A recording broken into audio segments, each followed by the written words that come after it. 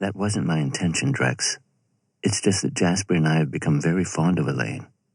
Because she's innately affectionate and generous. She sets herself up to be taken advantage of. We don't want to see her hurt. By a snake like me. She blew out a breath, insulted and angered. He didn't say anything. I'm sorry. I shouldn't have interfered. She turned to go, but he hooked his hand in the bend of her elbow and gently brought her back around. Look, taking Elaine to dinner seems like an appropriate way to thank her for her hospitality on Sunday. That's my only agenda, okay? She looked up at him with chagrin. Now I feel small. He let several seconds elapse, then placed his hand flat on the top of her head before drawing it toward his chest to measure her height against his collarbone. You are small. With him looking down on her and her looking up at him, they smiled at each other. Smiles that didn't show teeth. Small, olive branch extending smiles that faded with continuance and, as they aged, assumed a different, uncertain, and unsettling nature, until they didn't count as smiles at all. He was the first to speak, huskily. What night?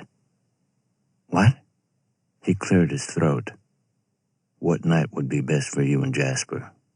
You say, then I'll check with Elaine, and yes, she gave me her number, but no, I didn't ask for it. Talia figured she deserved that dig. Thursday? Perfect. What are you in the mood for? Oh! She thumped her forehead with the heel of her hand. That's the reason I came over. Jasper told me that you had requested a list of good restaurants. He asked me to compile one for you. She took a sheet of notepaper from the front pocket of her jeans and passed it to him. These are within a reasonable driving distance. They're all reliably good. I prefer the Italian. Without even glancing at the list, he said, Italian it is. She began backing away from him toward the door. With a flick of her hand toward the table, she said, Thanks for the beer.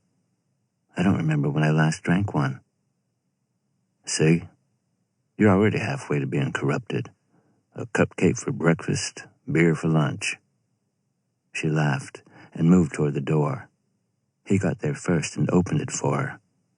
She stepped out onto the landing, where she halted and came back around, standing in the wedge between the threshold and screen door he held open.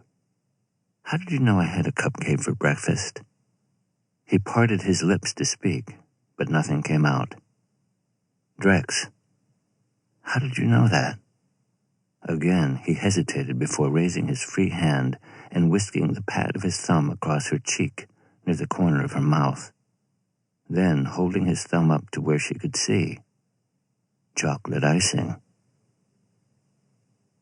Following Talia's visit, the afternoon dragged on torturously. Drex almost wished she hadn't come. Almost. Because now he couldn't escape seeing her in this tacky room. She'd stood there. She'd touched that. Her voice and laughter echoed off the ugly wallpaper. Her scent permeated the stuffy air. He tried to immerse himself in the case files, but having studied them for years, he knew their contents almost by heart. By reading the first few words of a sentence, he already knew its ending. The material held his attention for only minutes at a time before his mind drifted to something Talia had said or done. At dusk, he gave up, shut down shop at his computer, and went for a run through the neighborhood. As he was returning, the Fords were backing out of their driveway in Jasper's car. Both waved to him. He smiled and waved back, when what he felt like doing was to drive his fist through the windshield. Despite the difference in their ages, he had to admit they made a striking pair. Before showering, he carted Jasper's box fan down the staircase into the door of the screen porch, where he left it outside. He used a corner of it to anchor a note of thanks he'd written on a sheet of typing paper. He added the name of the restaurant where he'd made a reservation.